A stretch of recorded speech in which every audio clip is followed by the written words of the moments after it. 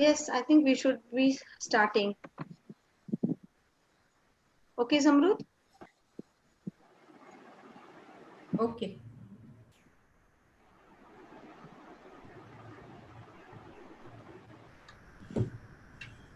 Good afternoon, everybody. On behalf of IDA Mumbai chapter, I'm very happy to say that we have been able to conduct the metabolic syndrome webinar, which has been dwelling on our minds for a long time. And yes, this has been the best opportunity while our the Diabetic Awareness Day was very close to us. I now request Zamrud to take over and give the convener's address. Thank you, Dr. Rita. Friends, a very warm welcome on behalf of Indian Dietetic Association Mumbai chapter. I wish all of you a very happy and healthy new year. That's very important for all of us.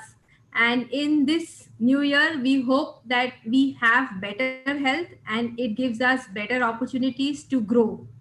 So, our webinar today is on a topic which is very important for all our nutritionist fraternity because this is really increasing.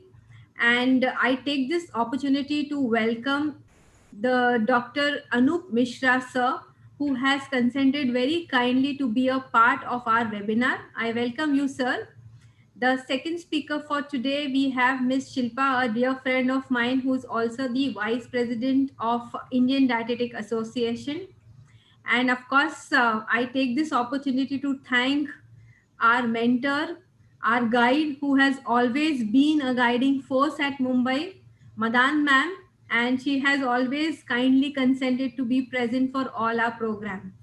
Today again with us we have Salome ma'am also who is going to be a part of this program. So I welcome you all today to this webinar.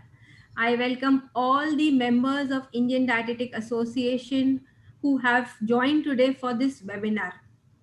I now take this opportunity to invite Madan ma'am to do the context setting for today's webinar. Can we have ma'am's slide please?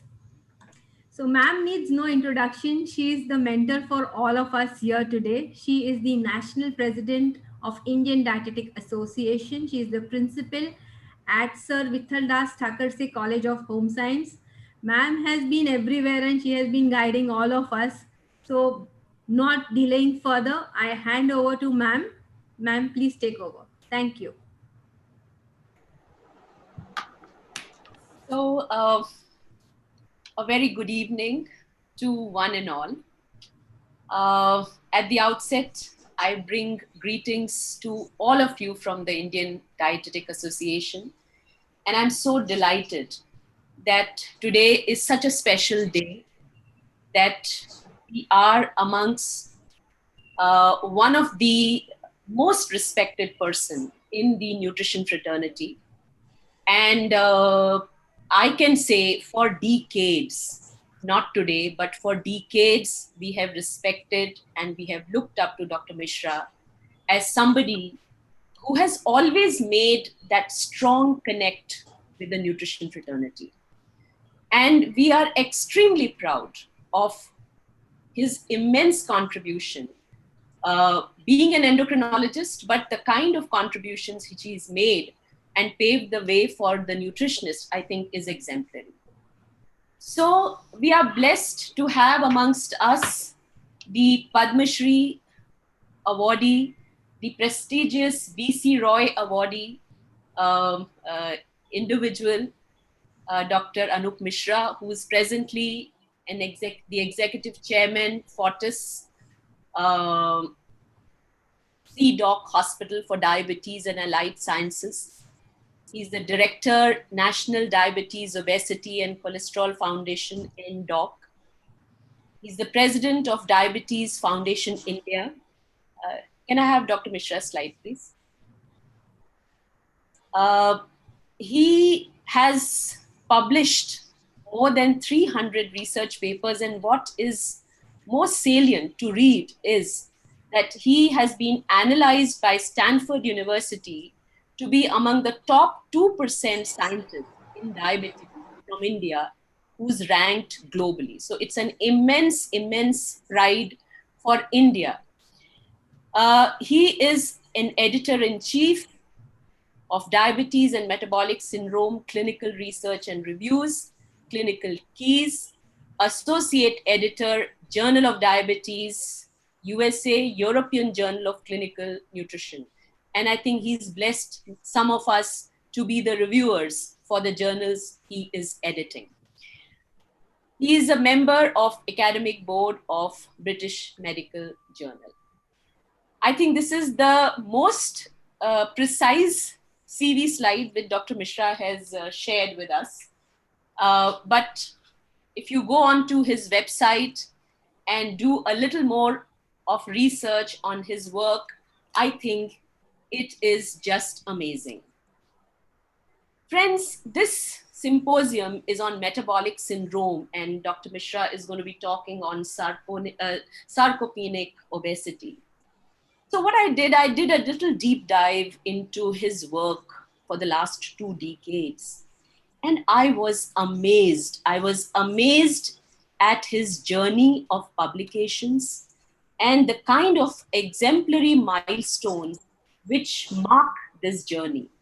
It was so interesting for me to read that, his interest to review the BMIs for Indian got initiated with a normal conversation with one of the relatives of his patient whom he met in the market. And he complained that he had diabetes and he was not obese and his BMI was normal. I think that conversation led to this research question in his mind, and there was no looking back. And we know that we owe it to Dr. Mishra, the consensus statement on diagnosis of obesity, abdominal obesity, metabolic syndrome for Asian Indians, which was published in JAPI in 2009. And today we also have a position statement in ADA, which was published in 2015. I think it was only Dr. Mishra who introduced us to the word sarcopenic obesity. I remember the time when I was delighted to invite him as a keynote speaker 2 decades back for my institution.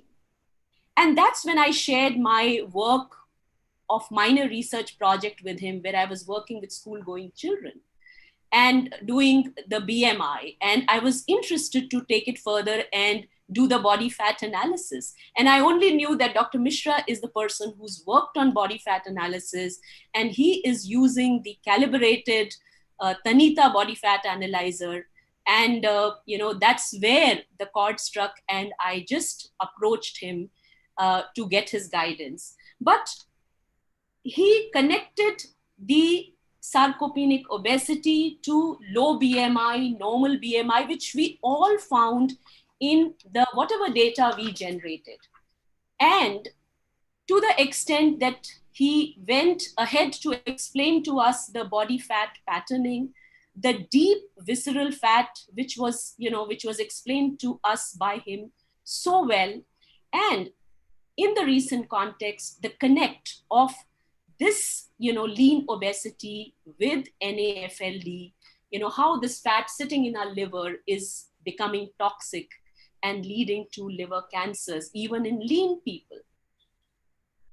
He has been an ardent, I would say he's a man of evidence-based data, original research, and a robust reviewer. I think it's such a pleasure to read the reviews done by Dr. Mishra, the RCTs conducted by him, and he's asked so many pertinent questions.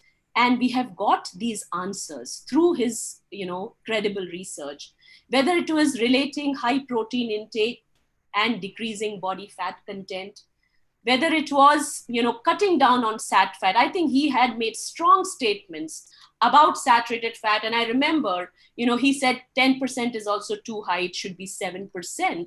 And he's, again, a strong believer that the desi ghee is an absolute no. We Indians get sat fats in many forms, so we really don't need to add that ghee in our diet. and his reviews on sugar intake, sharp comments of connect of sugar intake with adiposity. He is again an ardent preacher of physical activity, and I think he has really made physical activity so scientific, and I think we generated this consensus statement on physical activity, which was in 2012. He also generated evidence that resistance exercise can be very closely connected with decrease in body fat.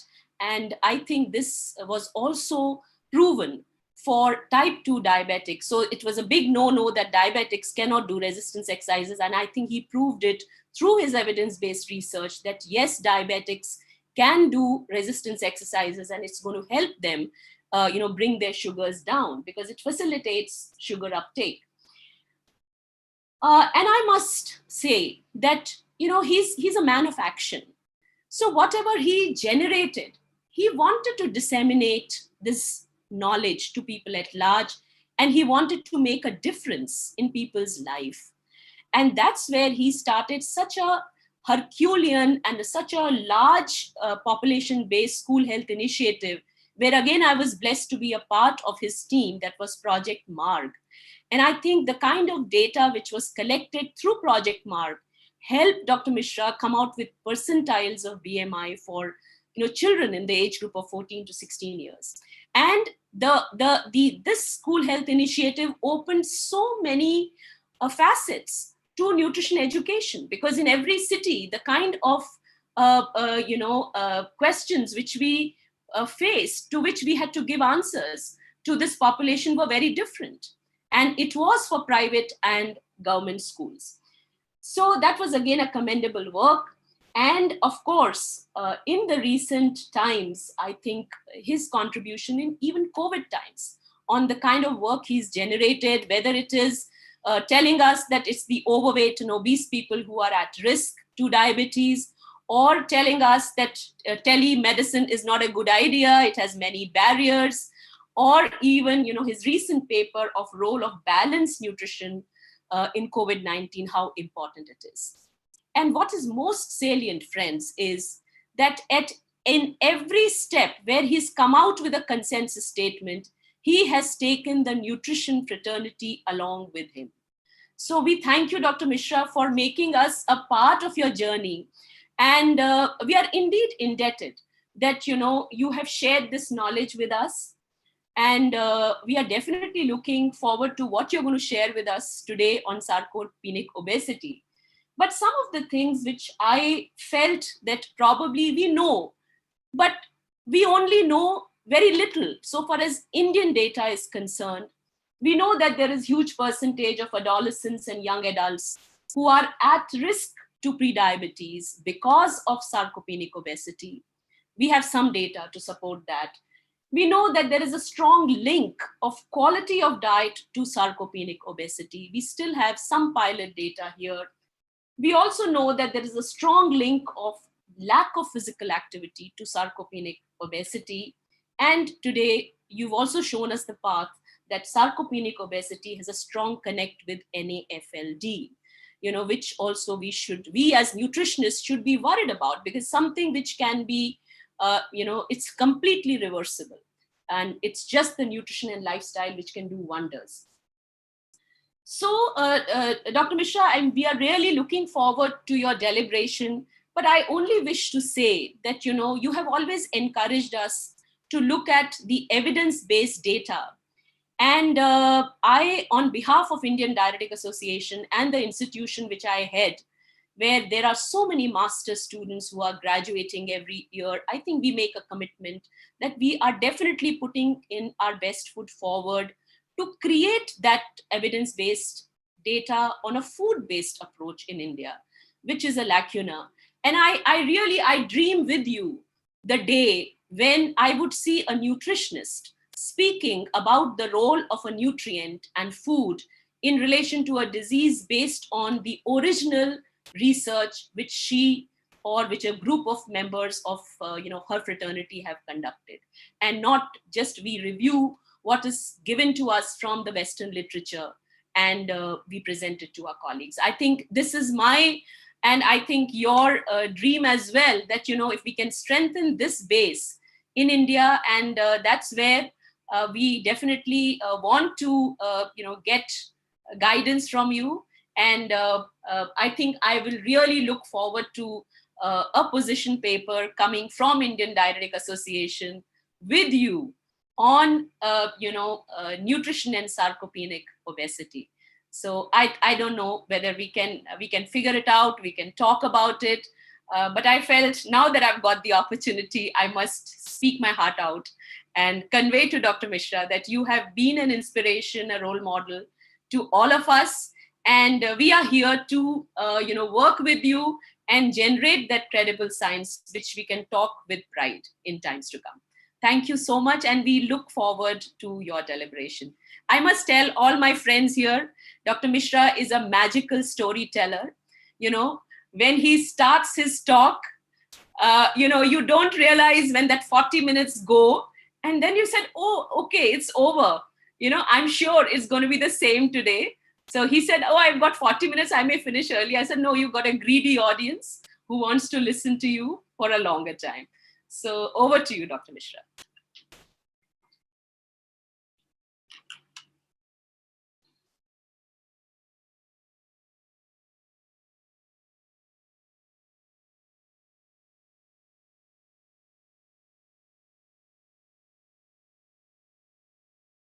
Longest introduction that I have ever got.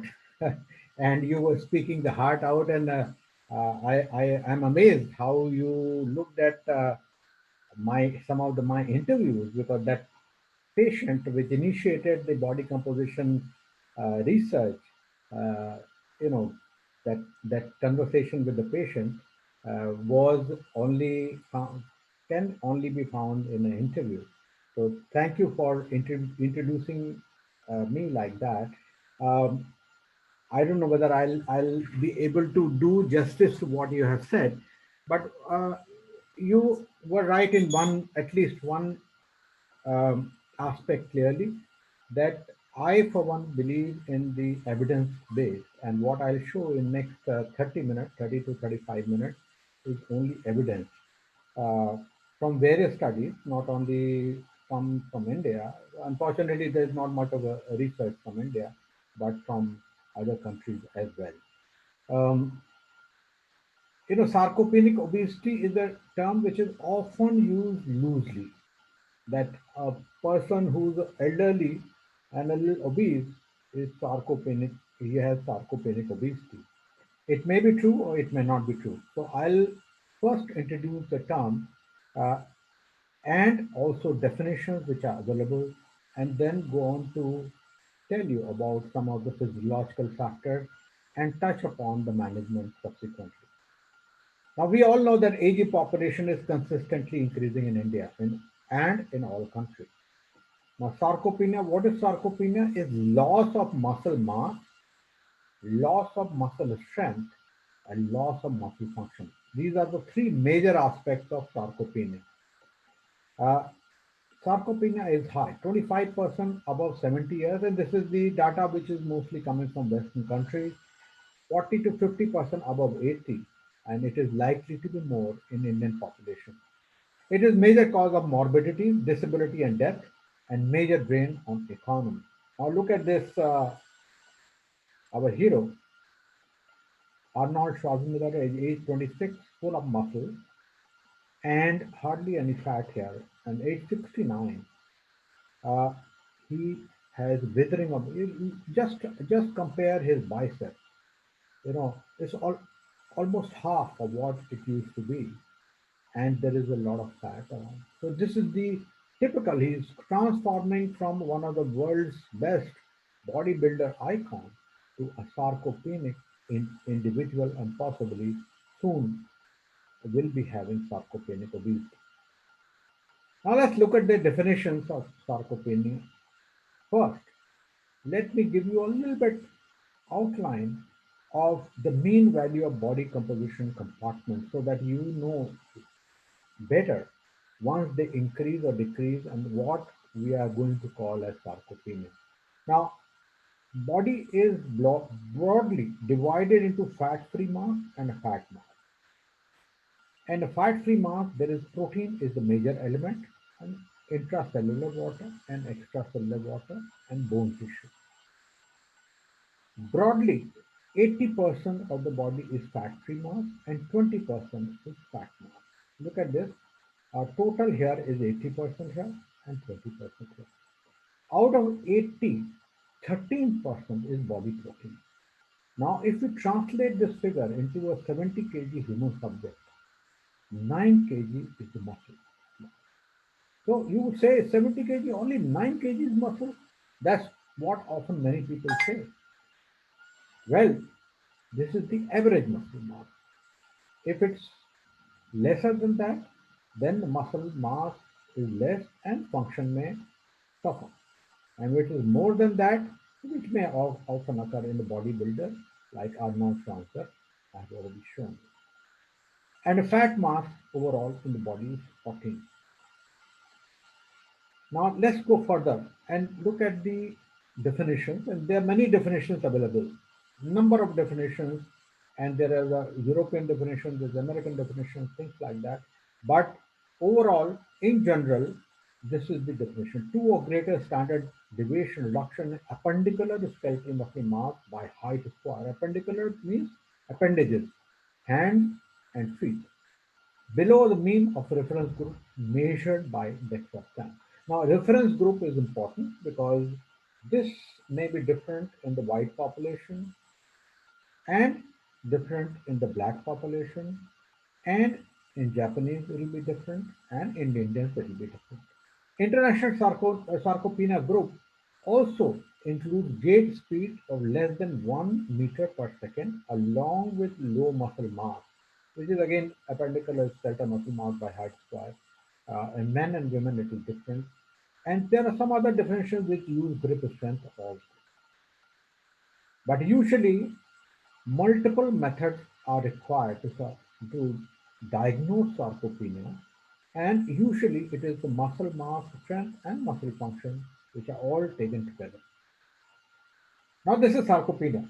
As far as sarcopenic obesity is concerned, these values as above, as has been shown to you, and body fat more than 27 to 30% in men and more than 40% in women. Now, remember, again, this has to be generated for a particular population, and we, quite some time back, around 10 years back, we looked at the upper limit of body fat in Indian population. It was 25% for men and 35% for women. So we are close to that.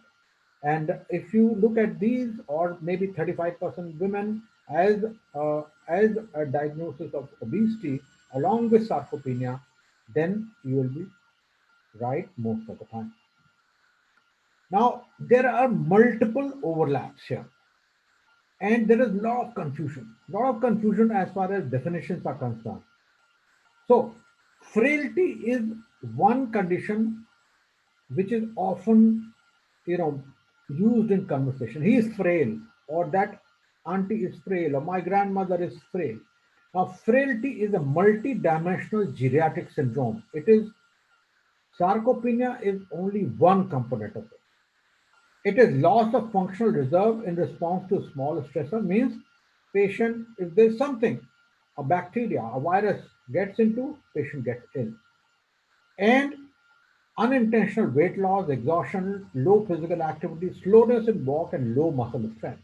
So frailty is extreme syndrome, extreme end of the spectrum. But before that, there are many others.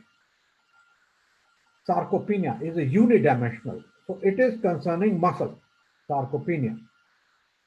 Sarcopenic obesity, I have just is bidimensional. Less muscle, more fat. Osteoporosis. So bone density is decreased here. And osteosarcopenia is bidimensional where muscle is also low and the bone is osteoporotic. This is often they often go together. And then neuropathy, whatever cause, this is unidimensional, and neurosarcopenia, neuropathy with muscle mass less and bidimensional.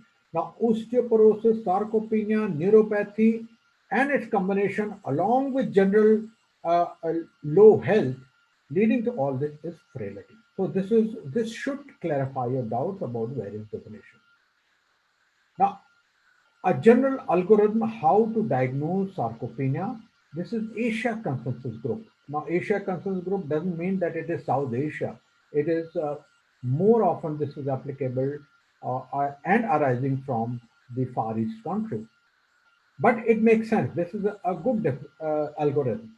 People 62, 65 years of age older, according to definition of elderly in each country, where a hand grip strength or a gait speed, which can be done in anybody in any setting, no low hand grip strength and no low gait speed, no sarcopenia. Low hand grip strength or low gait speed, muscle mass measurement using DEXA, and you apply the criteria. It is low, then sarcopenia. Now, low hand grip means low strength of the muscle. Low gait speed means low function of the muscle. And muscle mass measurement is low mass of the muscle. So all three components are combined here. Now look at this. This is a small data that we generated some time back. This is the grip strength using JAMA dynamometer in males and females in Asia working group cutoff, 22 in males, 18 in females, and value in 100 North Indian patients with diabetes, 17.9 in males and 7.97 in females. Values below cutoff 69% and 95%. Now look at this female, 53-year-old female, 13 years of diabetes duration, hemoglobin A1C of 9%, uncontrolled diabetes, serum creatinine high, grip strength 3. So we have seen marked sarcopenia in females, but also in males. And sarcopenia itself, the low muscle strength itself, can determine independently that the blood glucose may go up in patients who are not diabetic, and control may be difficult in patients who have diabetes. Now, how does body change with age? A little bit, a couple of slides here to get you to a better understanding of the situation here. Progressive loss occurs after 40 years of age. Greater peripheral in the limbs and less central. 40 to 70 years, 8% per decade, after which 15% per decade. So any of you who are at 40 years of age or above, the loss is already occurring. But it is loss of strength which is more. Loss of strength from 40 years, it is 15% per decade. And after 70 years, 25 to 40% per decade. So mass is loss is slow, and the function, the strength loss is more. There is loss of muscle quantity and quality, decreased number and size of fibers, decreased synthesis of muscle protein, and reduced mitochondrial function. And if you look at this right side, the diagram of female 70 years with a BMI which is 23.3, uh, uh, uh, here is a female 85 years old with a BMI of 24.6. And this is the MRI cut from the lower limb. And look at this. Here, still the muscle, this is muscle and this is fat. The muscle is still preserved. And here, if you look at this, muscle is mostly gone and infiltrated by fat. Now, this may occur otherwise without a disease condition, but often sarcopenia is associated with diabetes, cancers, chronic obstructive liver disease, cirrhosis, rheumatoid arthritis, HIV, and osteoarthritis. Now, what happens is that the skeletal muscle secretes some of the cytokines as it ages. The levels of interleukin, BDNF change, and myostatin, which is a key protein in the muscle, increase. The myostatin, when it increases, there is decrease in the muscle and increase in the fat, and which leads to cardiovascular and metabolic diseases in this age. Now, what is the change as far as the fat compartments are concerned? There is increase in the intra-abdominal fat, more in women, increase in fat in liver and pancreas, and increase in muscle fat. So there is decrease in muscle mass and increase in fat in the other compartment. And this is better seen here. If you look at this, this is aging. As it ages, what kind of cells and what kind of processes increase. For example, with aging, pre-adipocyte proliferation or adipogenesis decreases, and inflammation, insulin resistance, and metabolic dysfunction increase, and fat redistribution occurs. So subcutaneous fat decreases, but as it ages, there is increased insulin resistance even in subcutaneous fat. And omental and ectopic fat increase. So, and there also there is increase in the inflammation and insulin resistance. So this is what happens as far as fat compartments are concerned, as far as aging is concerned, and that leads to increase in inflammation and metabolic dysfunction, which leads to various comorbid diseases. Now, here is another diagram. Human pre-adipocyte capacity for lipid accumulation is very good, and that is there in the young age. But as the age increases, it declines, and then it cannot store fat, and any extra fat goes to the other organ. So look at that. Age 26 years, these are pre-adipocytes with a fat droplet. And age 9 years, there's hardly any pre-adipocyte. And so where would fat get deposited? In the other tissue. This is exactly what is shown here. Pre-adipocyte and adipocyte, they decline in number. But still, whatever is remaining, they increase free fatty acid, which is, and fat is diverted towards muscle and liver. The fat in ectopic tissue, abdominal obesity, intra-abdominal fat, and less subcutaneous adiposity, which these imbalances occur, leading to insulin resistance, inflammation, diabetes, hypertension, dyslipidemia, and coronary artery disease, and increase in the lipid level. This is particularly seen even at a younger ages in Indian population. What is the meaning of that? That means Indian population is aging faster than many other populations. There are multiple studies which back it up, but I'm not going to show those studies because of lack of time. Now let's look at a clinical perspective and some of the causes. So causes of sarcopenia or comorbid conditions with sarcopenia are the following. Now, age-related, we have already seen, and that's because of decreased physical activity, mitochondrial aging, anorexia of aging, vascular, peripheral vascular disease, decreased capillary function, and in men, low testosterone level and low vitamin D. I'll come to that a little bit later. Neuronal neuropathy, dieting is important, and I'll show you some slides. Malabsorption and increase in inflammation. All these go side by side and contribute to sarcopenia. Genetics is important, and Indian population is particularly prone to sarcopenia, and there are some candidate genes. I'll show you one study with the gene. Now, what are the adverse? Why are we talking about sarcopenia today? What can it lead to? Of course, besides leading to diabetes and coronary artery disease, there is increased risk of fractures, falls, and frailty, increased mortality. Those who are sarcopenic will die earlier. And shorter survival if comorbid disease like cancer, cirrhosis, CRS. There are a number of studies which clearly show that these people will die earlier. Longer hospital stay, higher post-operative complications, more infections. In cancer patients, short time to metastasis, higher toxicity of anti-cancer drugs, and in COVID-19 era, there's higher mortality due to COVID-19 infection. Now, Indians have sarcopenic obesity from an early age. This is very old slide I'm using. It shows the average BMI of various population, Indian population, Chinese, Mexican American, Caucasians, and African American. This is a slide I made when I was in USA. And if you look at population from rural to migrant Indian, the BMI increases. But still, this BMI is a lot less than what Mexican Americans, Caucasian, and African Americans have, and possibly similar to Chinese population. But body fat is higher. If you look at the body fat, we have much more body fat than uh, Caucasians and African Americans who have lower BMI. So body fat is higher, which is often seen in sarcopenic obesity, and this is occurring at early age.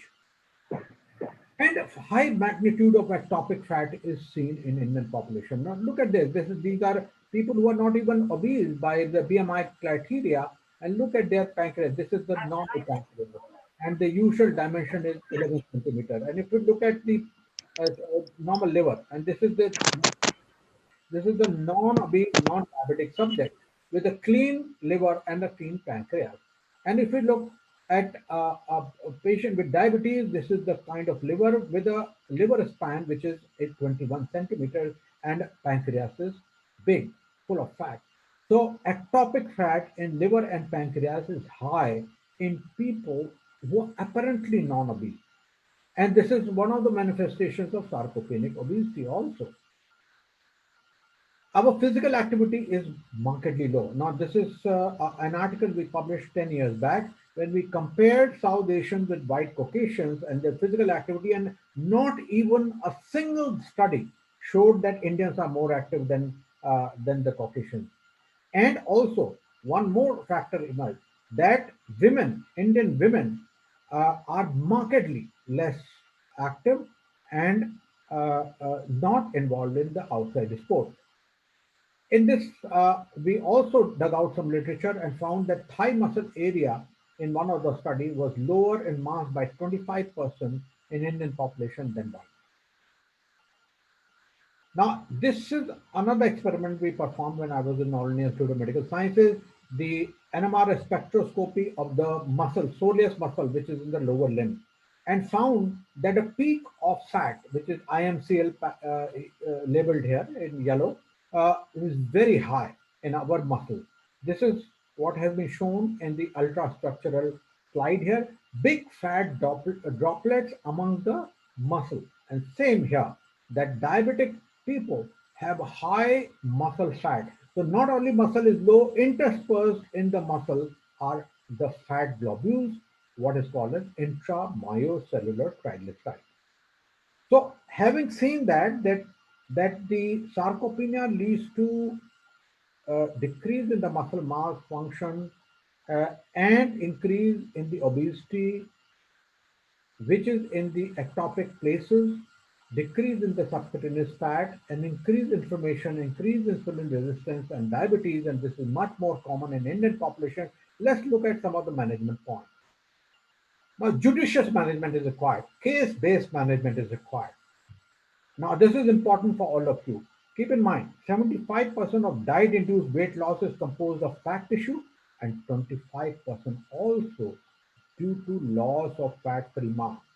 So any diet you're providing which leads to substantial weight loss, including ketogenic diet, leads to decrease in the muscle mass. And the second thing, prevalent weight gain after weight loss is that of fat mass predominantly. So you lose muscle, fat also. Once you gain weight, muscle is not gained, more of fat is gained. Adverse effect, therefore, of weight loss diets include aggravation of sarcopenic obesity and loss of bone density and risk of fracture. So, all of you and all of us should target both sarcopenia and obesity at the same time. You must also know that this concept of anabolic resistance. So, if we take protein by mouth, there is reduced synthesis of muscle because of certain amount of resistance. So certain amount of resistance to nutrients and certain amount of resistance to insulin, and reduced insulin mediated suppression of proteolysis means protein catabolism is more, and so insulin cannot stop it. Now this part my colleague Dr. Shilpa Joshi will be able to cover, and she's a master on this, but just a couple of points here. 500 kilocalorie deficit diet in sarcopenic obesity with sufficient amount of high protein to overcome anabolic resistance. To potentiate anabolic action of protein, distribute evenly throughout the day away from carbohydrate. Higher per meal protein threshold increase essential amino acid, in particular leucine, and I'm not going to elaborate all this because leucine is particularly beneficial for muscle synthesis. Exercise potentiate postprandial protein synthesis, and there are a number of other candidates like creatinine, beta hydroxybutyrate, etc., etc., which can be used to build up muscle. Now, look at this. This is the body composition parameters after intervention for 3 months with a high protein diet, protein meal replacement, which my colleague Dr. Simha Gulati did, a case control study which we published in British Journal of Nutrition. The protein was 29% protein in the test diet. If you look at this, the body weight, BMI, waist circumference, fat mass all decreased with a high protein diet, and the as far as the fat-free mass is concerned, the fat-free mass is not much altered. Now, the second thing is as far as vitamin D is concerned. Vitamin D is often given in many people, but it has some good effect on the muscle. Now, look at this. This is the metabolic pathway of vitamin D and how it influences the intracellular metabolism. This is 125 hydroxy vitamin D. It acts through non-genomic effect here for rapid entry of calcium, which helps muscle function, and then acts through the vitamin D receptor to make more protein and have genomic effect on calmodulin and IGF, which improve contraction of the muscle and promote cell differentiation, proliferation of type 2 muscle fiber. So vitamin D may be good for muscle. And if you look at some of the studies which have been done, this is the 13, there's a summary of for two uh, meta-analysis, 13 randomized trial and 17 randomized trial, which show that there is a small benefit of daily vitamin D supplementation of muscle strength and balance. And in second 17 randomized trial meta-analysis, it shows that those who are low on vitamin D, which 90% of the Indians are, benefit more from uh, vitamin D effect on the muscle strength. It may decrease falls, reduction of falls, muscular function, improvement of the muscle strength, and improvement of gait also. So 25 hydroxy vitamin D level should be measured in all sarcopenic patients. Vitamin D in sufficient doses to raise level up to 100 nanobol. Usually we raise up to 75 and we are fine. We think that that's okay. But here it is 100 and should be given as an adjunctive therapy, and doses, initial doses of 50 to 60,000 IU per week initially are safe. Now, if we combine this vitamin D with the whey protein and leucine, look at this snack. Twice daily snack with the whey protein, leucine, and vitamin D, and its effect on appendicular muscle mass in control population versus the active population, and look at the increase in the appendicular muscle mass in elderly population, which is very well seen in those who receive the protein and vitamin D combined together. Another issue is the omega-3 fatty acid, and this is a very high quality study which used hyperaminoacidemic hyperinsulinemic clamp. Means simple. You give amino acid one go and see whether protein synthesis is occurring in the muscle. You use one side corn oil and other side you use omega-3 fatty acid. Clamp is a special method to give amino acid. Now, before this is the before clamp when the corn oil was not given, and this is after corn oil was given. Clamp was done in both situations to look at their muscle synthesis and look at there's some increase in the muscle synthesis with corn oil, but both are similar before and after corn oil.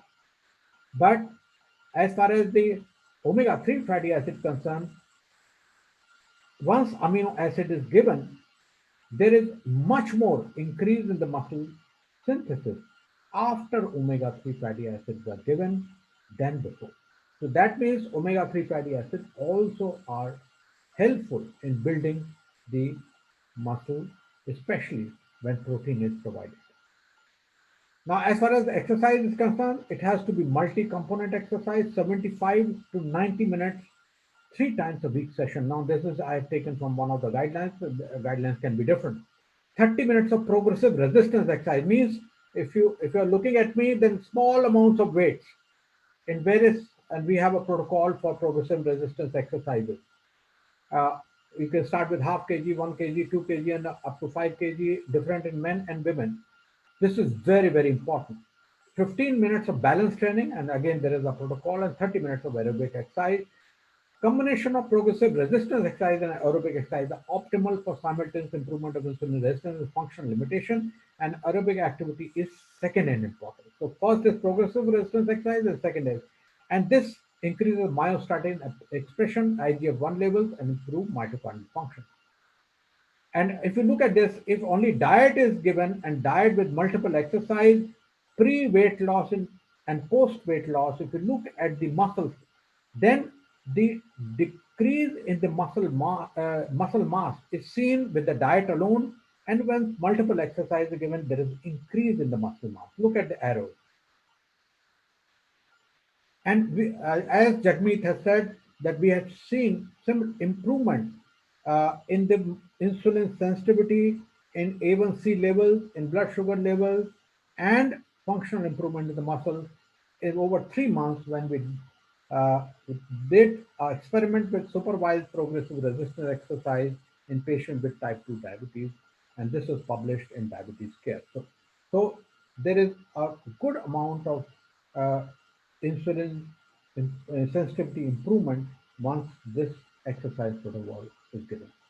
There are a number of other investigation drugs, but myostatin inhibitors, meaning thereby they decrease level of myostatin and that leads to increase in the muscle mass, are under development. And we did a study some time back when we looked at the myostatin, and we found that once a gene is dysfunctional, then there is decrease in the muscle mass and increase in the fat mass. Once we change this gene function, uh, loss of function, meaning thereby decrease in the myostatin levels, then muscle will improve and fat may be decreased, and this will be particularly important once it becomes available for Indian population. So I summarize my presentation. Aging is associated with sarcopenia, obesity, and redistribution of fat in ectopic tissue. Indians are particularly prone to it. All these changes are associated with inflammation, insulin resistance, hyperglycemia, CVD, frailty, disability, and excess mortality. Therapy of sarcopenic obesity must be managed judiciously. Weight loss alone will exacerbate sarcopenia and bone loss. Therapy should combine high quality protein, leucine, and appropriate exercise. I'm sure Dr. The next lecture with Dr. Joshi will elaborate on this. It is extremely important to combine progressive resistance exercise within multi-component program where aerobic exercise is of secondary importance. And vitamin D, I have not have spoken about E and omega-3 fatty acid along with balanced diet may also help. And emergent therapy, particularly myostatin inhibitors, are particularly important. So with that, I finish my presentation, and thank you for giving me this opportunity. Before I finish, just to remind everybody that we have a major program coming up on Saturday and Sunday. Please look at the my Facebook page, and there are 6 diet lectures from 3 from the international experts and 3 from the national experts. Please have a look at this. This might interest you. Thank you. Thank you, Dr. Mishra, for such a comprehensive presentation. And like I said, it's always a treat listening to you. And, you make the concept so clear. And, they just register those important messages which you convey through your talks. I think really stay with us and motivate us that we can imbibe some of this in our dietary practice. So thank you very much. I think, are we having the question answer session Yeah, later? sir, will you be waiting with us for the question answers? That will be fantastic. So we will have Shilpa's talk then. Yeah. I think Great, I'll do it after Shilpa because I want to great. listen. Okay. Yeah, very nice. Yeah.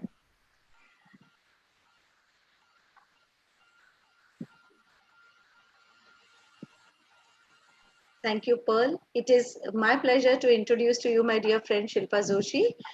She is a very well-known figure in the dietetics field, the director of Mumbai Diet Clinic and the vice president director Mumbai Diet and Health Center. She is vice president National Indian Dietetic Association. She's the honorary secretary with All India Association for Advancing Research in Obesity, a master trainer for diabetes conversation maps, a course director in the National Diabetes Educator Program, having presented various national and international meetings, and also has some publications to her credit. She has won prizes. She was the runner-up recipient of the Wimfever Guggenheim's International Essay Award of the Academy of Nutrition and Dietetic Foundation on Malnutrition. Shilpa, it's my pleasure to invite you to start your talk. Thank you so much, ma'am. Can I share this?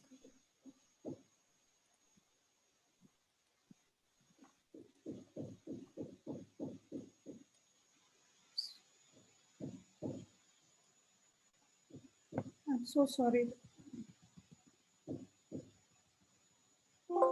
Okay, I'm so sorry. Thank you so much, Rita ma'am, for the kind words of introduction. I want to thank Mumbai chapter for giving me this honor. Honor because Mumbai chapter is home, so therefore I don't need an invitation. But it's indeed an honor to speak after Dr. Anup Mishra.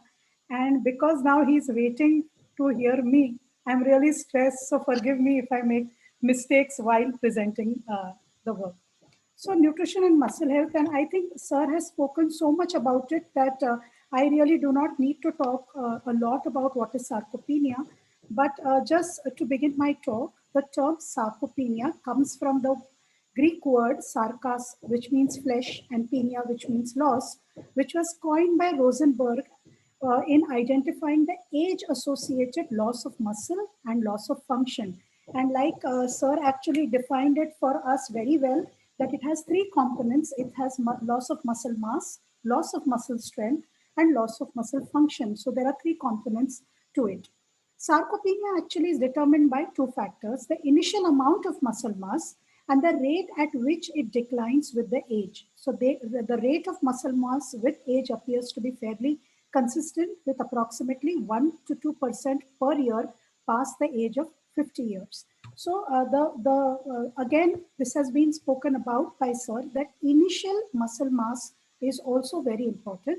And we know that in Indians, initial muscle mass, where we begin with, is much lower or is lower than the Western counterparts or Caucasians. That is one thing. Second thing is lack of physical activity actually does not retain the necessary muscle mass. Now, there are two key features of sarcopenia, that is a loss of skeletal muscle fiber number and change of the cross-sectional area of the remaining fiber. And there have been various mechanisms which have been put forth to explain change in the total muscle mass, which includes lack of physical activity. And like Sir rightly put it, in India, it is really use it or lose it. In India, because most of us Indians do not exercise, or even if they exercise, there is very little resistance or strength training. So therefore, the loss of muscle mass is high. There is change in protein metabolism, a deficit between protein synthesis versus protein degradation, and that increases again with age. There is alteration of endocrine milieu, that is beautifully explained by Sir, decrease in growth hormone, decrease in testosterone, and there may be increase in cortisol and cytokines, both also accompanied by infection, and that is where we also have cachexia of various diseases.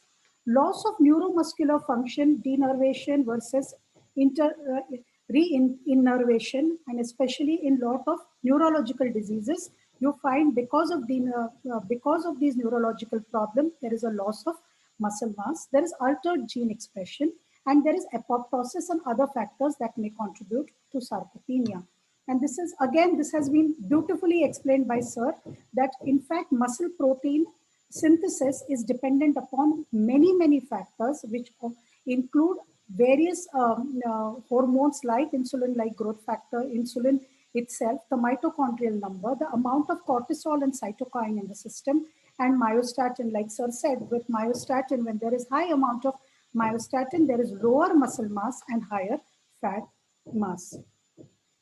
So I really like this, and I thought this was very relevant for somebody who comes from the dietetics background. So alteration in protein homeostasis during age-related clinical outcomes. So there is anorexia of aging. There is some part which leads to low protein intake. Now, here I wanted to take a minute and talk about that we have so many dietary consumption studies across India where we are seeing that even in healthy state or even with people with diabetes or other diseases, there is decreased protein intake even in the healthy population. When it is added on with anorexia of aging, there is even lower protein intake. And this, I think, as dietitians, we hear it all the time in our practice. When we ask people to eat protein, there are a lot of complaint as compared to when people want to eat carbohydrates or fats. So whether it's gastric issues, it is indigestion, so on and so forth. Then there is anabolic resistance to physical activity, muscle protein dyshomeostasis, and of course there is disease-related inflammation. Therefore, there are unmet higher protein requirements. This leads to loss of lean body mass and declining physical performance, and therefore there are negative outcomes like disability, higher morbidity, and mortality. Now, what is the muscle protein balance? Skeletal muscle is a dynamic tissue constantly turning over its protein to amino acids. 65 to 80% of amino acids are actually resynthesized into protein during muscle protein turnover. Only about 20 to 35% of amino acids have to be supplied through the diet, resulting in average turnover of about 8 to 12% per day. Now, for muscle to maintain its mass, the rate of protein synthesis must be in balance with the rate of degradation to amino acid in combination with dietary absorption, maintaining the difference in the amino acid utilization. Now, what happens for sarcopenia to occur? These small imbalances, and it may not be large to begin with, but these small imbalances between synthesis and degradation, which keep on happening over many years, are necessary to eventually result in significant loss of muscle mass. And I do not have any original data on it, but this I believe that in India, in Indian population, there is consistently low protein intake. It is not that they are just eating lower protein after 40 years of age. When you actually start seeing appreciable amount of muscle loss, it is regularly eating very low protein diets that causes this imbalance to happen over many years, which result in loss of significant amount of muscle mass. With advancing age, illness and trauma or inadequate dietary intake of amino acid can all decrease the rates of protein synthesis and ultimately result in sarcopenia. And illnesses here also are, trauma kind of illnesses, but also metabolic illnesses which will prevent which will enhance sarcopenia. The oxidized proteins, which increase with advancing age, may not be efficiently removed by proteolysis systems, resulting in accumulation of lipofuscin and cross-linked protein. An age-related accumulation of these non-functional protein that are not efficiently removed from muscle could lead to increased amount of non-contractile material in muscle, which may explain why muscle strength also declines to a great degree than the total muscle mass, which is also indicator of sarcopenia. And therefore, this also may be a reason why people see weakness or they feel that there is less of muscle strength.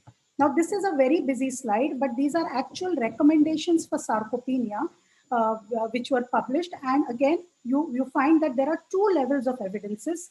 The A level of evidence, where there is a minimum of single randomized placebo-controlled trial or a meta-analysis, and B is about the small trials. So if you look at it, some of the ones which have A level of evidences that a balanced protein and energy supplementation may be useful in preventing and reversing sarcopenia as a part of multimodal therapeutic approach. So again, amount of protein. So if you look at that, there is a protein intake of 1 to 1.5 gram per kg per day has B level of evidence. So how much protein is required is really not known with very good studies. But what is understood is that yes, protein intake is required, balanced protein and energy intake is required to reverse sarcopenia. Beyond this, Sir has actually spoken a lot about vitamin D, and there is a lot of evidence to show vitamin D. All these papers, all these statements show A-level evidence, which is about vitamin D. Another nutrient which has been shown to enhance effect of exercise in sarcopenic patient is use of creatine. So this is again start study which has actually shown, this is just to show that Indians, even non-diabetic, so this is not data with patients with diabetes. This is data with patients which do not have diabetes, and we find that their intake of protein is really, really low, and intake of carbohydrate and fat is high. So Indians do consume high carbohydrate, high fat diet across all ages. It is not just that it happens in older adults. So most of Indians ingest less than zero point 0.8 gram per kg body weight of protein. Metabolic changes in older persons may produce less muscle protein than younger person from the same amount of dietary protein. Large amount of protein as defined as protein or amino acid mixtures with more than 10 grams of essential amino acid produce responses to those equal to younger persons. So if an older person wants to gain muscle mass, they require more than 10 grams of essential amino acid to produce a response similar to that of young individuals. Many have argued that recommended daily allowance of protein, although sufficient for healthy individuals, actually fail to prevent muscle loss with aging. It is recommended, and this is very, very interesting, especially in Indian scenario. It is recommended that amount of protein ingested should be spread equally throughout the day with equivalence amount in breakfast, lunch, and dinner. Now, this is something very interesting in at least in Indian scenario, where 90% of the population eats proteins only in dinner, because that is the time when they are home, when they can either eat dal or meat as per their choice. Most of the people in breakfast are eating only carbohydrates, which is either parathas or bread or cereals. And in lunch, they are eating chapati and sabji, which is really has very little amount of protein. So this is something which is very interesting, which I think as dietitians, we should look into. If additional protein supplementation has to be given, it has to be given between the meals. Dietary protein acts not only as building blocks for muscle protein synthesis, but the amino acid leucine, like Sir said, acts as a stimulant for signaling pathway for muscle protein synthesis. During periods of inadequate protein intake, muscle protein breakdown can supersede muscle protein synthesis, causing atrophy and decline of the muscle. Muscle mass is a strong predictor of functional capacity, mobility, quality of life, mortality, and reduced lean body mass is associated with loss of hand grip strength. Exactly same thing like what Sir has showed us. Studies show positive association with higher protein intake and physical performance, specifically grip strength in older participants. Grip strength is also used as a functional marker of muscle mass and is one of the best predictor of stroke and myocardial infarction, as well as their recovery rates and general disability in life. And now these are key points that human skeletal muscle protein metabolism in a response to amino acid nutrition. And you will find that again, there are a lot of conflicting data. Only thing which is definitely known is about leucine being a key modulator of muscle metabolism, and a robust sensing mechanism exists to ensure effective muscle proteosis across most of the life. So this is something that we are going to be talking about. Now, leucine. Leucine is a major principal dietary regulator of muscle protein anabolism due to its capability to activate mTOR pathway and inhibit proteasome. Older individuals are advised to consume protein sources containing high proportion of essential amino acids, that is high quality protein, such as lean meats or dairy based products or other leucine rich foods like soybean, peanuts, cowpea, and lentils. So, Sir actually showed a picture of soybean, but this is taken from IFCT, and you will see that there is a large amount of leucine in lot of nuts. In fact, cashew nut also has good amount of leucine, and there are other some cereals like ragi and vargu also have high amount of leucine, but pulses like soybean, rajma are also rich sources of leucine. And then there are vegetables like amaranth, and I think this is something that we need to talk about. When people talk about green leafy, it is only spinach and methi that people talk about, but other green leafy vegetables like amaranth are also rich source of leucine, and of course, then there are other fruits and vegetables. Now, vegetarian protein. There is a big wave of vegetarianism and even veganism around, and therefore we should know whether vegetarian protein is good enough. It is commonly, although mistakenly, thought that amino acids may be inadequate in vegetarian diets.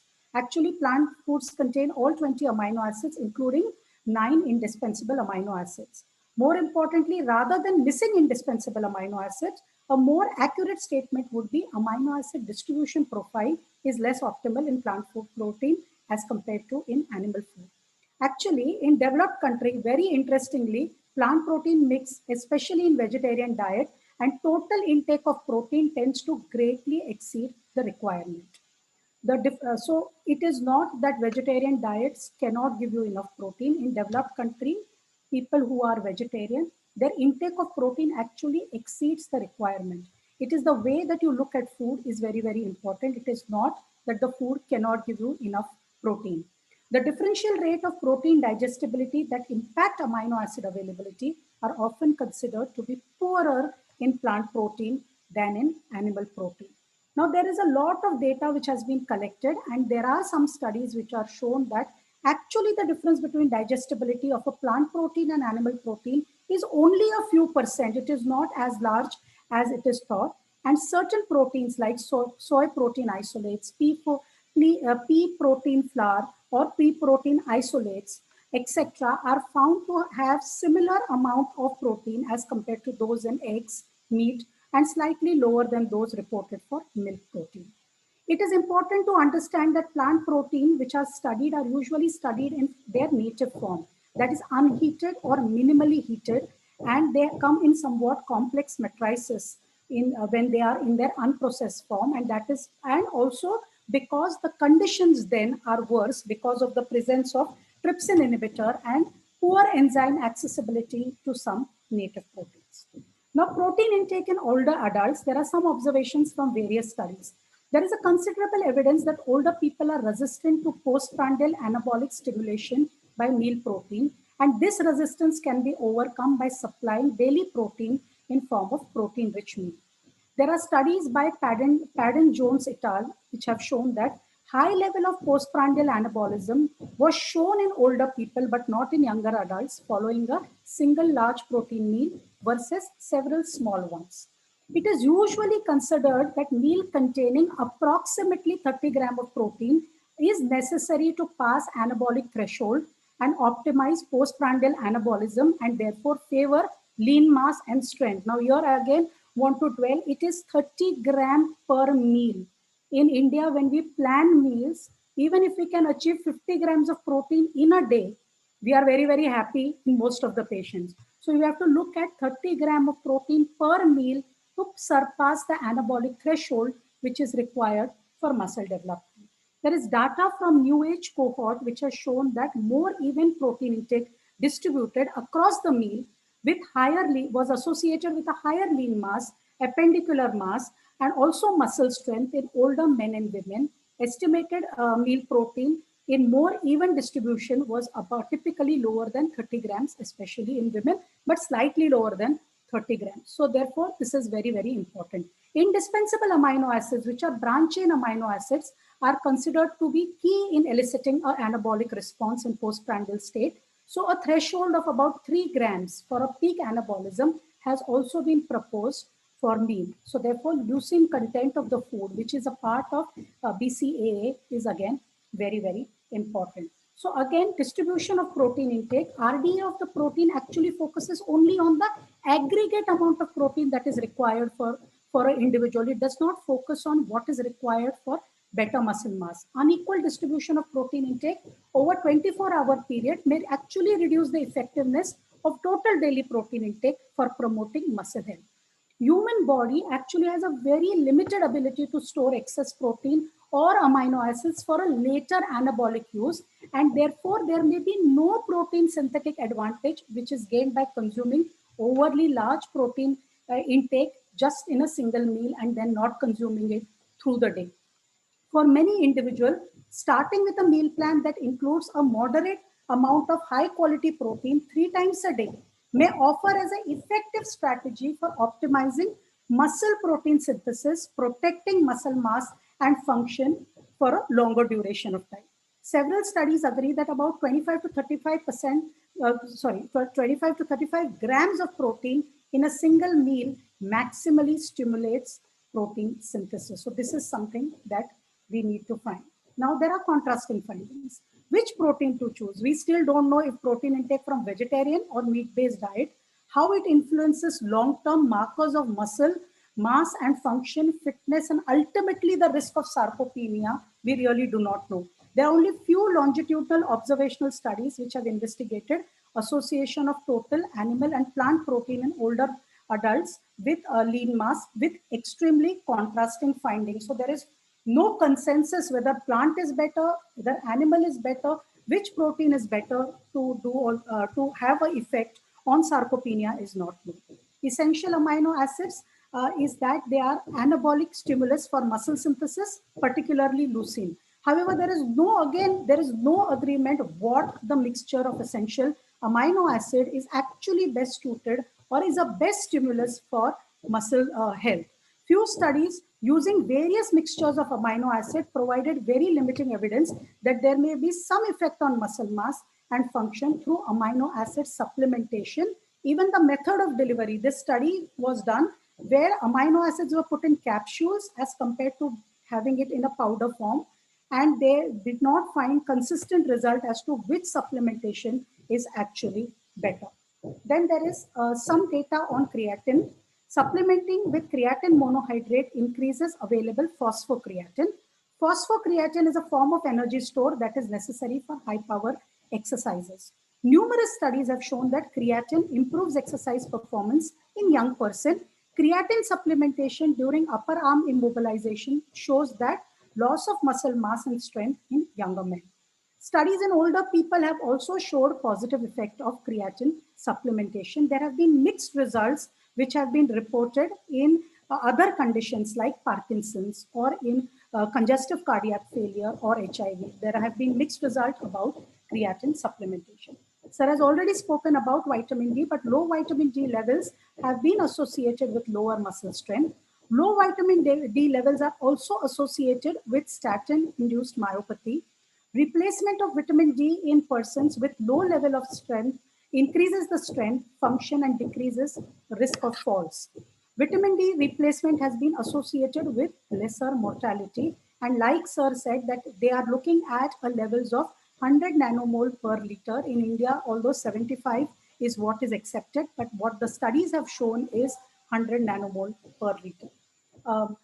Beta hydroxy, beta methyl butyrate, again, HMB has shown to reduce protein degradation, upregulate protein synthesis, increase muscle cell cholesterol production, and therefore it leads to more stable cell membrane. It is a downstream metabolite of leucine with approximately 5 to 10% ingested leucine, which is converted to HMB. This means that in order to meet this dose given in trials, that is 3 grams per day, 60 grams of leucine per day have to be consumed. And to consume 60 grams of leucine per day, there has to be large amount of protein which has to be consumed. Therefore, in theory, the theory is that if only 10% of leucine is converted to HMB, HMB is what makes leucine a stimulator of muscle synthesis. It is far more effective to give HMB instead of, because it could be effective if the rate limited conversion is bypassed, and hence HMB has been shown to be very effective as a nutrient supplement in muscle development. So in conclusion, low muscle mass is a huge cause of concern in Indian context. Data has shown that Indians have higher adiposity, lower muscle mass, and hence the term thin fat Indian. Improvements in muscle mass lead to better metabolic health, more strength, which can decrease falls and injuries. As of now, protein is the most important nutrient in maintaining muscle health. Indian diets are low in protein, and Indians prefer carbs over protein. Therefore, various methods need to be developed to ensure protein adequacy among Indians. Thank you so much for a patient hearing. Thank you very much, Shilpa. That was really excellent talk and so much linked with Sir's talk that yes, several concepts are getting clear on this. Yes, we will now have the question and answer session with both our panelists. Pearl, can I have the slide?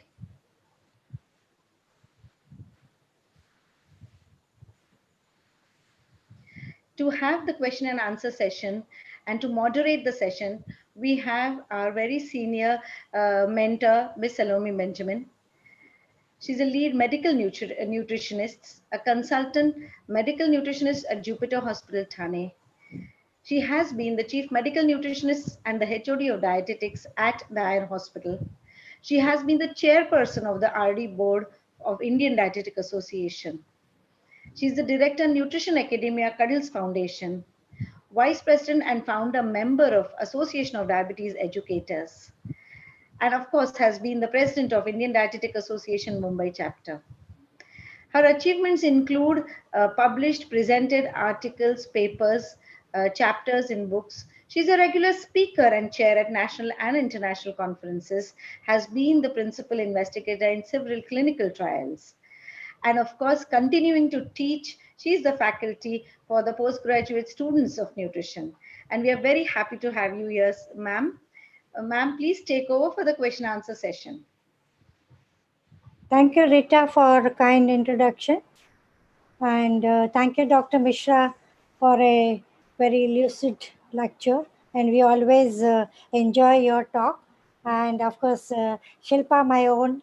And thank you, Shilpa, for your excellent presentation.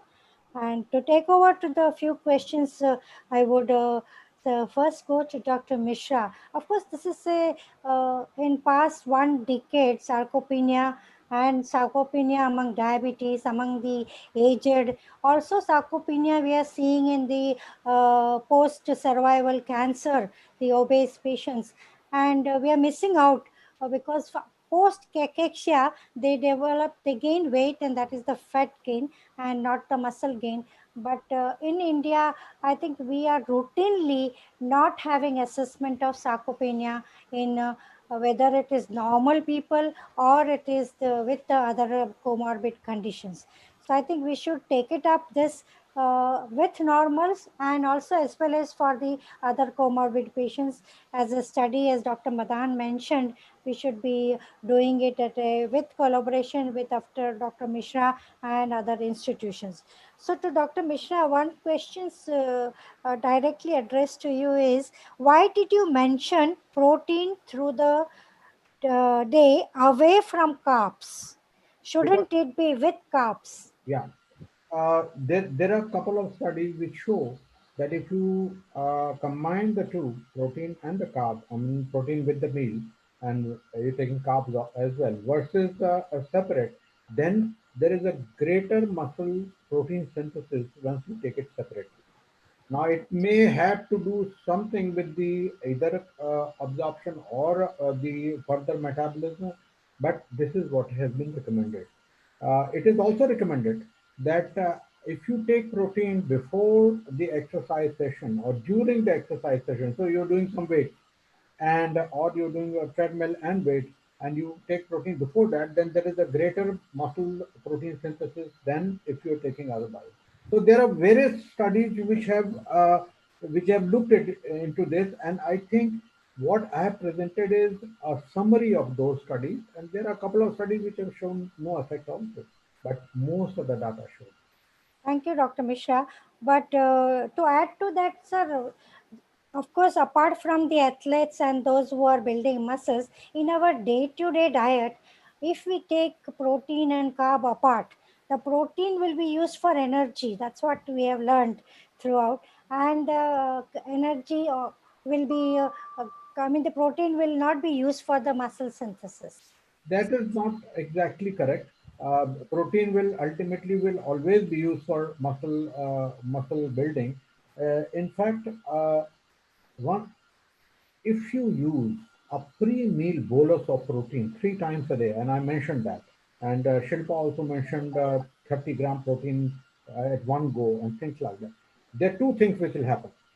Number one, the muscle synthesis will be more efficient, and number two, the subsequent decrease in the diet because of increase in the GLP-1 levels and PY level will decrease the carbohydrate if you are taking carbohydrate intake during the meals. and so postprandial blood sugars will go down, and in general your weight will go down while your muscle will remain preserved. So this is one strategy of preprandial bolus of protein 3 times a day to decrease your weight, decrease your appetite, decrease your carbohydrate intake, yet maintain your muscle strength and function. Yes, thank you so much. So that means the normal protein which is there with the carb, like routine meals can be there, but a pre-protein bolus dose will help an anabolic effect. Certainly has. Am I Yes. correct? Yes. So So thank you so much. I Shilpa, think, you want to add? yeah, Dr. Madan. yeah. Can I just add to this, Dr. Mishra? I think it also matters what protein are we taking as a bolus. So basically what we are looking at is a whey protein, which is also high in leucine, right? So is that the bolus which you're looking at pre-meal, or what kind? I mean, is it a...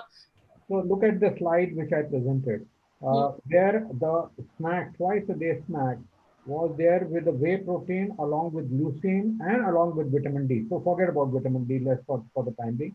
But if you look at the rest of the things, then whey protein and leucine along both together may make more sense than whey protein alone. So that's what one of the question also which is coming. Probably one of the people have asked that whether you take only whey protein or whether you only take leucine and things like that. I don't think that taking only one kind of protein in a very high amount always is not practical. And I think multiple sources, including but leucine has to be central along with whey protein will work if you combine all these. Thank you so much. Thank you, Dr. Madan. Sir, another question is what reliable tools can be used to assess sarcopenia in the community? Reliable, you might say for Community. measurement. See, in our clinic, we use the dynamometer. Now, so I'll, Yes. I'll show you just one moment. There are multiple kinds of dynamometers which are available. This is one. Now, then if you see there is uh, uh, uh, a display here, and you have to feed data of male, female, age, and 1 second, uh, standing up 1 second, you pull this once, and this is displayed. So my strength, I've just put it here, not full strength, but 49 at this time, which is not bad. And regularly, this we use for every patient, especially female, and you won't believe what kind of figures that we get. It is from ranging from 5 to 10 to 15. Rarely females have a figure above 20. So, uh, based on this, we can classify the patient person is sarcopenic or not. But then this is not the entire classification, and this is a quick one, but it's fairly reliable. Uh, this is one because this is cheap, but Jamar is the standard. Jamar dynamometer is the standard. It costs 50 to 60,000 rupees, so not everybody can afford that. Once, and I shown you the Asia consensus group. Once the hand grip strength is low, then you go ahead and do further for completion Test. or for comprehensive assessment. Then you do a DEXA scan. You may also do the walking test also to see. So these are some are simple things, some are a little difficult. And I would in clinic only do this. Thank you so much, Doctor. And I think Shilpa wants to Then ask. can I ask? Is that Yeah, okay? yeah, sure, sure, Hello, sure. ma'am. Yeah. yes, please So, go ahead. sir, I just wanted to know with MRI. Dexa, Yeah, Dexa. yeah. So with MRI, you will only know the muscle mass, but for the strength, even if we have say DEXA scan or MRI readings, we still need to do use JAMAR dynamometer to know the strength. Absolutely. I feel The first. for a comprehensive evaluation, a walk test, a hand grip strength, and DEXA, all three are needed. But I feel that all three, if you are doing it, increases expenses and is more of a theoretical value or research value. So for practical, we only limit to one. Okay.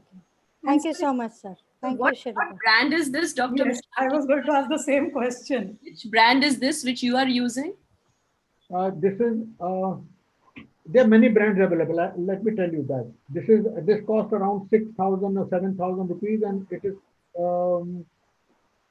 is called Apex something. Yeah.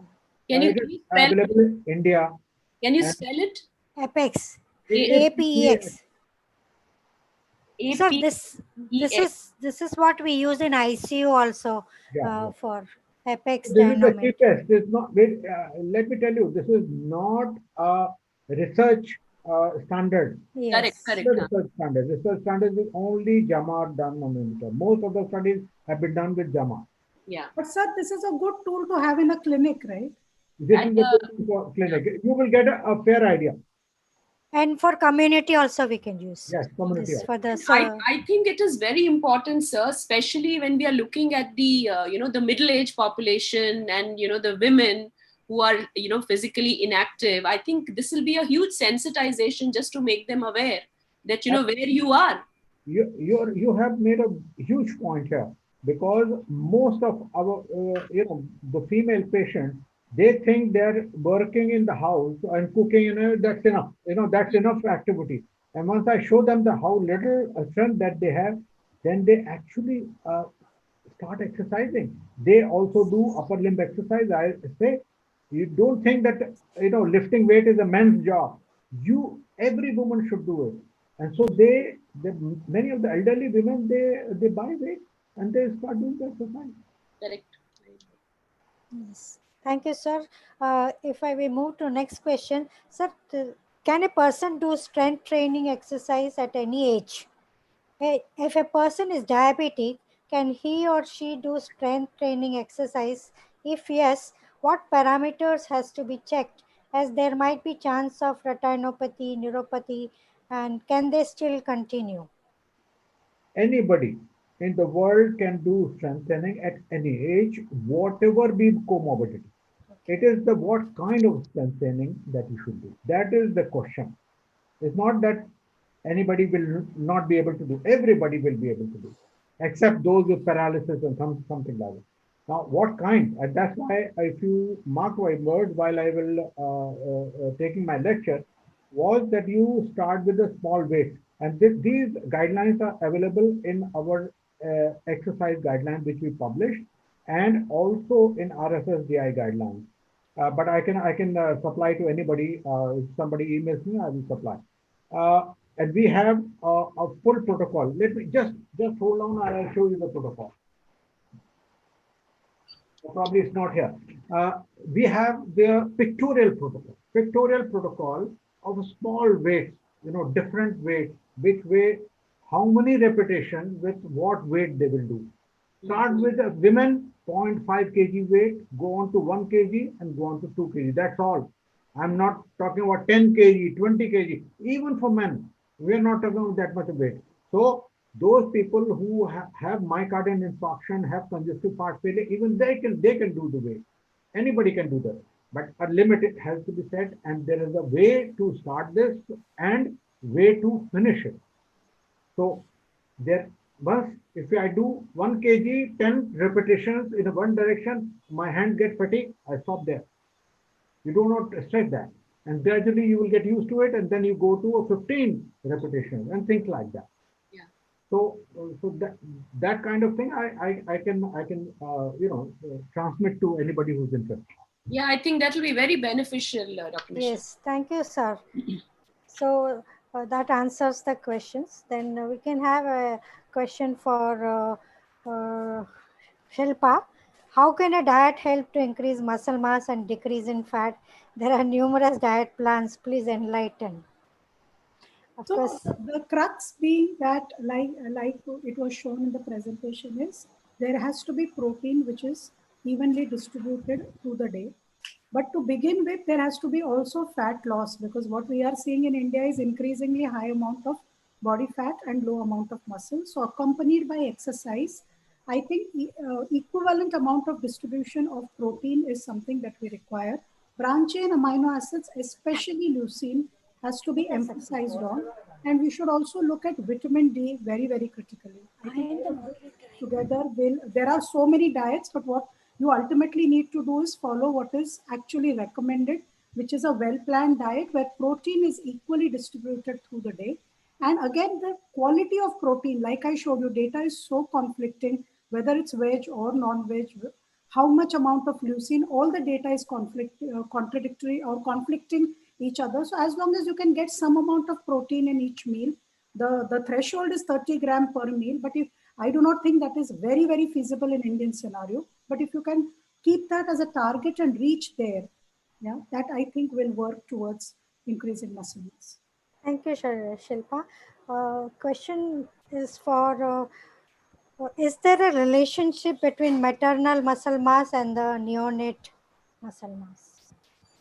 Oh yes, there is a relationship. There are a couple of studies which show that if the maternal muscle mass is less, then the child is going to have lesser muscle mass.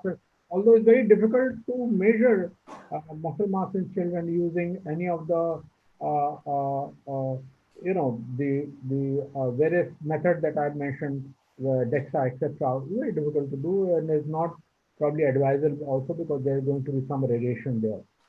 But you have to resort to very few instruments like mid-arm circumference, mid-thigh circumference, and things like that. So all the data show that not only the muscle mass of the mother and the child is correlated, but also it is influenced by certain factors. For example, vitamin D. If maternal vitamin D is less, then the child muscle mass at 4 years is also less. So there is American Journal of Clinical Nutrition data which clearly shows that this is correlated. So maternal nutrition, maternal makeup of the muscles, both are important for children. Yes, thank you, sir. So the question is the new RDA for 2020 has a zero point 0.6 gram per kg body weight as recommendation. Will this be enough, or are we at prone for sarcopenic obesity with this level? The RDA. Dr. Mishra. Yeah, sorry, The I RDA for I think protein 2020 RDA is 0.66 gram per kg body weight. So the question is that will this RDA consumption of protein will have enough muscle mass for Indians, or we should look at something else? well, this is a question for Shilpa and Jagmeet. They should answer it. I'll just support their answer. Uh, Shilpa should answer it. these are national RDAs, so we No, don't I know. think, if I can just pitch in, see, this time the RDA, they have expressed at two levels. One is the estimated average requirement, and the other is the RDA. So the RDA is like 2 SD above than the EAR.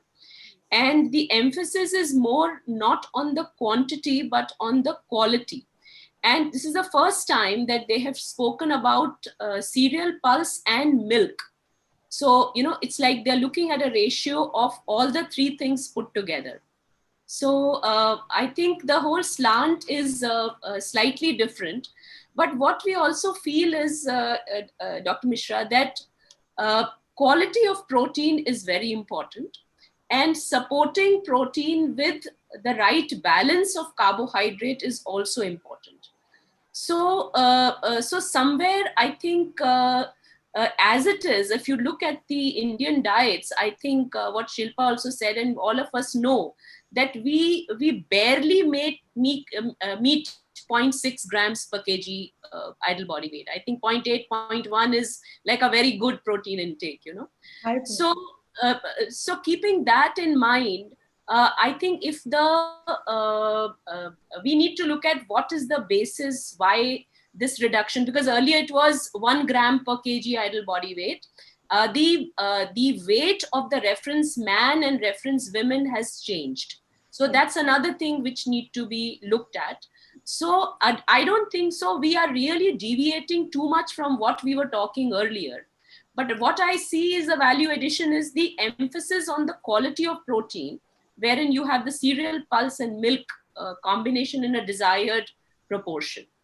So Absolutely, Thank you. I agree there, but let me give you a little dissent note here.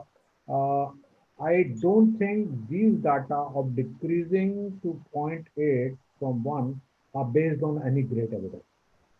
And if somebody thinks that it is to be decreased to zero point 0.8, then this is his own business and his own rationale. It is not something who's done a excellent study, a nationwide study, and say zero point 0.8 is suffice for upper muscles, and muscles are going to be very good as far as this is concerned, and the whole health will be fine with the zero point 0.8, which is not there. So I don't think there is a great basis to this. If I am at the head of that committee, I will still stick to 1 and not point it. That's one thing very sure. Thank you so much, Dr.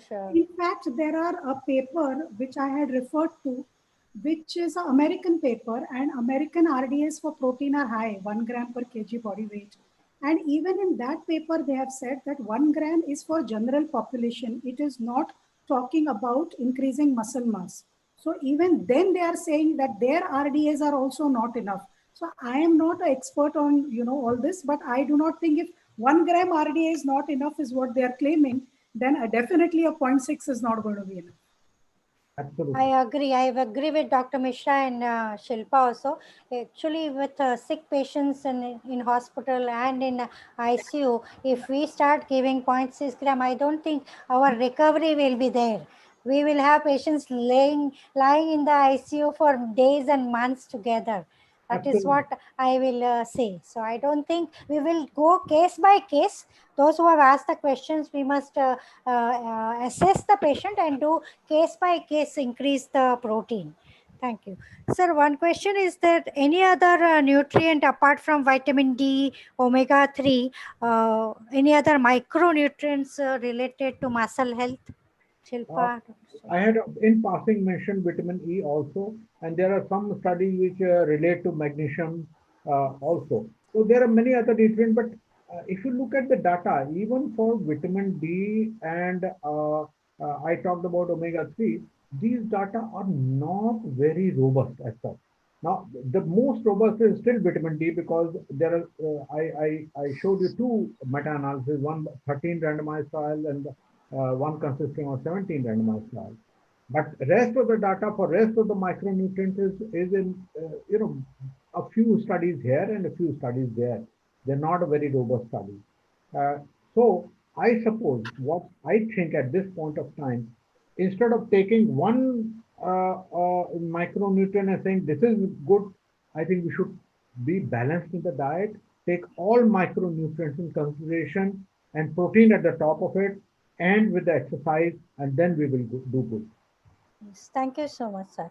Sir, if I want to ask you, if there is a muscle loss in the lower and upper extremities, so since the skeletal muscles synthesize glutamine, should we look at glutamine for these muscle loss? Yes, there are one or two studies which show that the glutamine may help.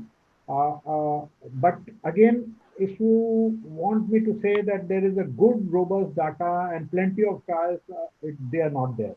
So, uh, in fact, from Indian context, I would like much more research on individual amino acid and this in the Indian population. I'm sure many of you can do it to look at what will be best combination as far as Indian population concerned. Now, if I have to design a trial, then I will not design trial on one. I will design trial like I presented, three in one. So we'll have vitamin D, we'll have glutamine, we'll have leucine, and we have the whey protein and mixture of that, and have a snack in the morning, snack in the evening, and see what it does. Because I believe only a single trial with a single micronutrient may prove a point, but it is not going to be your diet. yes, True, true. Thank you, sir. I think, Dr. Mishra, you made a very important point, and I think you should give that message to people at large. That people today indulge in a lot of these kind of crash diets, and they lose a lot of weight.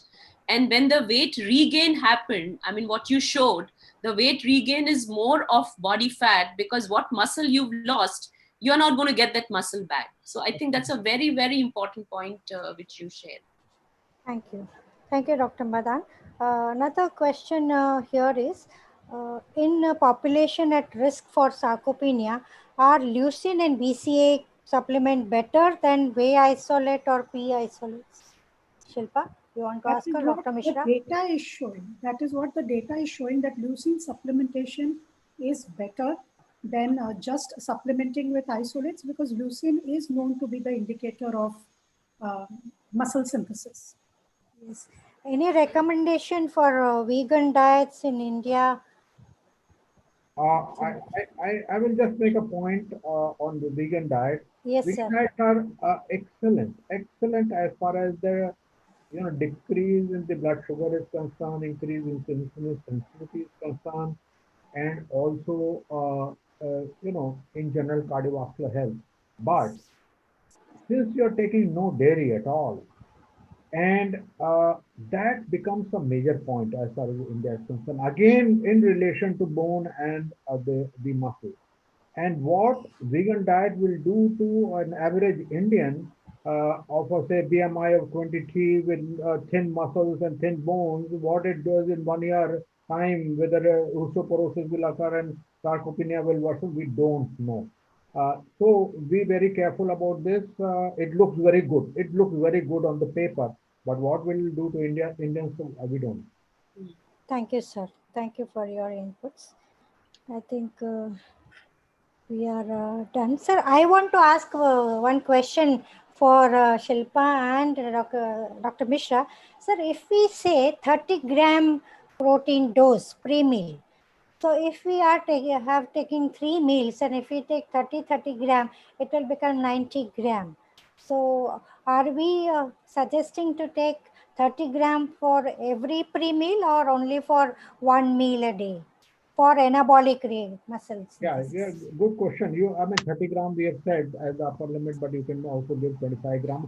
It is very difficult to, give this pre-meal bolus using a nutrient in vegetarian population. You have to add extra protein from outside and use it as either a drink or something to make it up. But you may do still less than 30 and 25 and still do good. Still it'll be good. And I want you to try this experiment tomorrow and take a protein drink half an hour before 20 grams and look at your appetite after that. Whether you can eat the same amount of food subsequently half an hour, 40 minutes later or not. So it may differ from individual to individual. In Indian population, it may be lesser than 30.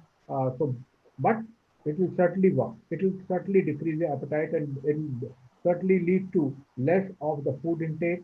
Uh, Now, if you look at the classical experiment in American Journal of Clinical Nutrition, I have a slide of that. Uh, the 15% protein diet was being given to people, and then suddenly they are switched to 30% protein diet. Now, 30% is not terribly increased like many other diets have more than that. And we use 29% in our study. 30%. The moment 15 to 30% is done, their appetite crash like this and weight start going down. And yet their muscles held and their bones held during this time. This is a classical AGHCN slide which I often present. Today I have not presented. Excellent study. Within 1 day, crashing of and that's because of the GLP-1 and PYY, etc., acting on the nucleus tractus solitarius and mesolimbic reward system, decreasing your desire for food and decreasing your appetite. Sir, thank you so much. Sir, I agree with that. But there are some patients, or even in the community, the people who want to gain muscle mass, and when we give this pre-meal dose, they are not able to digest that initial period. So, should we continue, or should we break it to half and then do it? Yeah, you can decrease it. You're absolutely right. Many people will not be able to tolerate it, and they say that Yes. there's A a small problem tip. with that. Yes, sir. Thank you so much. Yes, Salome, Shilpa? Yeah. Salome, in fact, in the same study, it was shown that women could not take Yes. 30 gram, Yeah. and therefore they dropped the dose in the same study. Sir, I have a question. Salome, ma'am, can I ask? Yes, please. Go ahead. So, sir, while making this presentation, and there is so much conflicting data about protein and other things, do you think it is actually the maternal mitochondria that you inherit, and it is the energetics that are really determining the muscle mass, or and that really nutrients are not? I mean, they are creating an impact, but after a point we see that everything is very conflicting. There is no single nutrient that you are able to sort of pinpoint that this is what is going to 100% work. So is it actually the energetics and the mitochondria which is the issue, or it is not it that this whole science is in its infancy? No, surely energetics is something which is in question, but this is not maternal. Let me tell you that this is from centuries. This is not today. Our energetics is different from the rest of the world from centuries because we faced famines from the 1,000 years, 1,500 years. When the armies invaded, we lived on very minimal vegetarian diet, whatever what could find. As a result, whatever muscles we had, maybe 1,500 years, those tribes had a lot of muscles, they all withered away. Energetics became different. So, mother and son is only one generation. We had a multi-generation problem.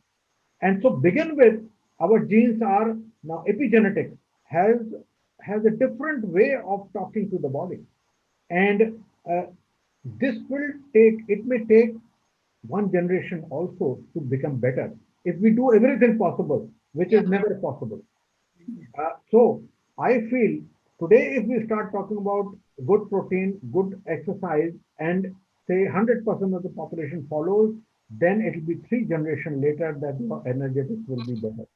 It is so that is the way it is. Absolutely. Absolutely right. I fully agree with Dr. Mishra, and thank you very much. I think we have had a very good session, Yeah. and the question answers also. Thank you for being with us, Dr. Mishra and Shilpa and Dr. Madan. And I think even our crowd is quite intelligent to ask many questions. And thank you for your input, sir.